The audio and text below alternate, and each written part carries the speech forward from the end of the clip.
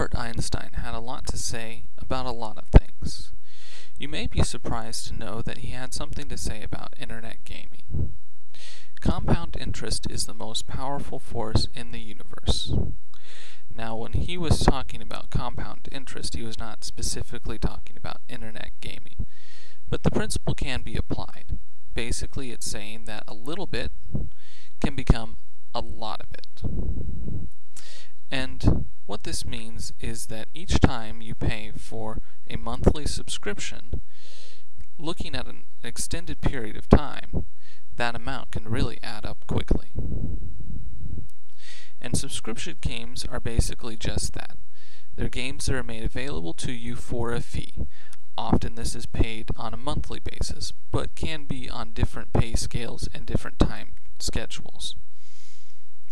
I've been able to be involved in online gaming and the like since 1999, and it's been a great source of entertainment for me. But sometimes a smaller budget just doesn't allow a monthly subscription fee. The first thing you need to be concerned about is food and shelter and clothing, the basic essentials. So when it comes to entertainment, that may be the first thing to go in a tightening budget.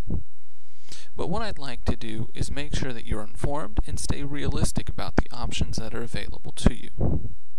But the first thing I'd like you to do is realize how quickly the cost can add up for subscription gaming. Now, it's important to realize also that it's not necessarily a bad thing.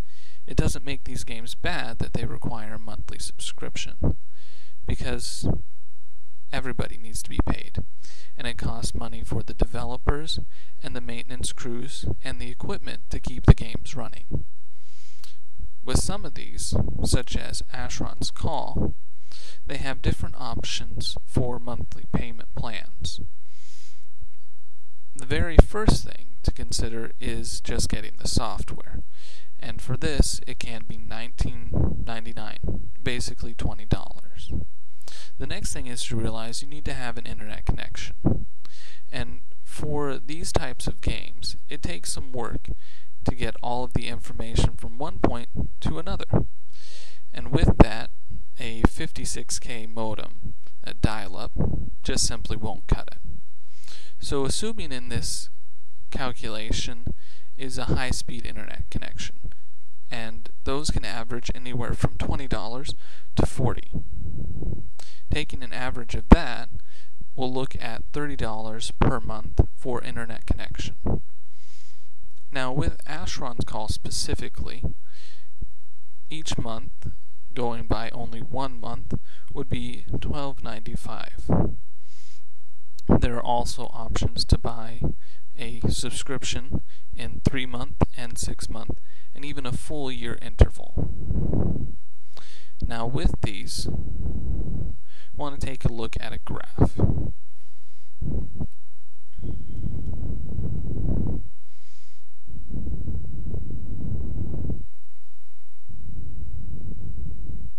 And looking over a period of 12 months, you can see how quickly, of course, that skyrockets into a larger amount.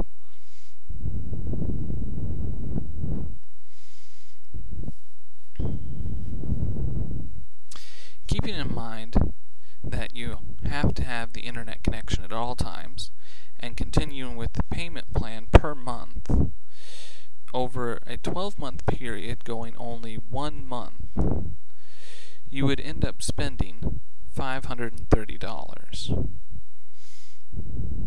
Going per 3 months and averaging that over 1 month period, that would come up to $523. With 6 months, it would be $515, and with 12 months, it would be just under $500. With the longer subscription plans still, that will require an upfront amount, such as for 12 months, of almost $120 at one point. So basically you would be paying not just once to get the game, which would be $20, but 6 times more that to have the game for 12 months plus the additional free month that is provided with purchasing the software. So you can see how quickly this can add up. But even with that, people can afford it, and many do. So it's a good thing. But if it's out of your budget, consider some of the non-subscription games that are available that are called free-to-play games. These games are by no means inferior to their subscription counterparts. It's easy to think that since you're not paying for them, they'll be a lower quality product. Some of these games are very fun to play and very entertaining. If you're looking for puzzles and simple things that you can play for a short time and then go out and back to work, Puzzle Pirates is a good choice. There's also eRepublic, which mimics the world that we live in and allows you to see some interesting dramatic changes, such as North Korea and the US as allies. Another game is Irvine, which is set in a medieval classical period and that allows you to build cities and go to war. If first-person shooters are more your style, then you can easily look for Combat Arms, or Nexus has a game that also provides the same style of play. Now, all of these games do not require a monthly subscription, and they can provide similar experiences to that of their subscription counterparts.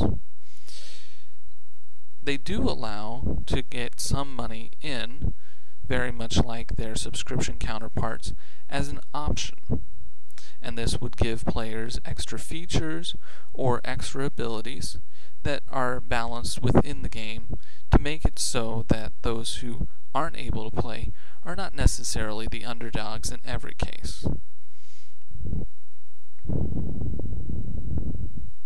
And with that, they are able to use some advertising to make back their money and continue to support the game, and then also have some of the players optionally pay, and that would continue the game further.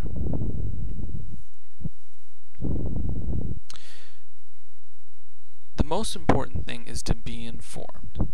Know what you can and what you cannot do. By looking at a graph over time, you can realize that over a year you could spend up to $550 on a game alone. When tightening your budget, this might just simply be unallowable. But still, thousands are able to afford it, and they do that. And that's something to keep in mind. If you can, go ahead and do it if you want to. But if you can't, look for some other ways to enjoy yourself online. It's always important to be informed. Derek Bach had this to say, and I'm sure many of you will remember the quote: "If you think education is expensive, try ignorance." And it would be very expensive to suddenly realize that you have a $550 sinkhole into which you're not really producing anything that you will see in your budget. With this in mind, if you need to cut back on your spending, look to some of the free-to-play games that are available online, and there really are thousands to choose from.